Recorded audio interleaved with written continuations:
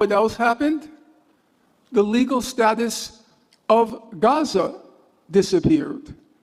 In the resolution, Gaza is no longer occupied Palestinian territory.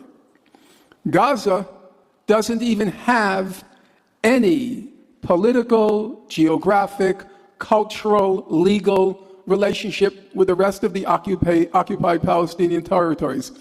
Gaza legally is left dangling in the air of a political vacuum.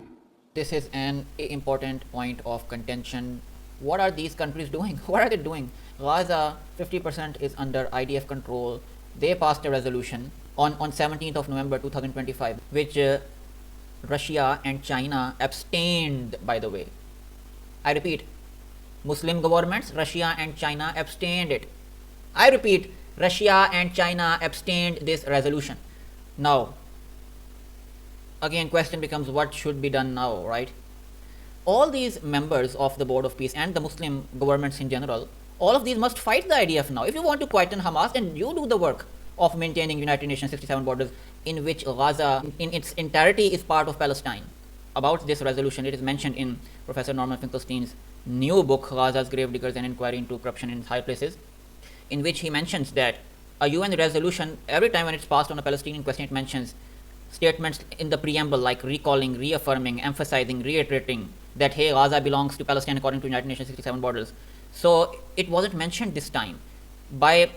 So he's saying that the resolution was simultaneously a revelation of moral insolvency and a declaration of war against Gaza by proclaiming international law null and void. The Security Council proclaimed itself null and void vis-a-vis Gaza. The Council transmuted into a criminal conspiracy. Okay, so in other words, all these states, the BOP member states, and the Muslim governments in general, we must pressurize them to fight the IDF, to bomb the IDF in Gaza, and then establish a governance framework there. And most importantly, the people of Gaza must also continue this struggle.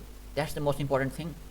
And he mentions it, Norman Finkelstein, in his book, The People of Gaza suffer no obligation to obey this grotesque resolution. On the contrary, the Council, by virtue of it, becomes dangerous to mankind, and every man upon this score, by the right he has to preserve mankind in general, may restrain, or where it is necessary, destroy things nauseous to them. The Council didn't just issue Gaza a death warrant, it also issued its own. In other words, United Nations must never forget that Gaza belongs to Palestine according to United Nations 67 borders. The Muslim governments must never forget it. We must pressurize them to fight the IDF, to bomb the IDF in Gaza, and the people of Gaza also maintain it, to fight the IDF in Gaza until establishment of strong Gaza governance framework. And with that, Assalamu alaikum.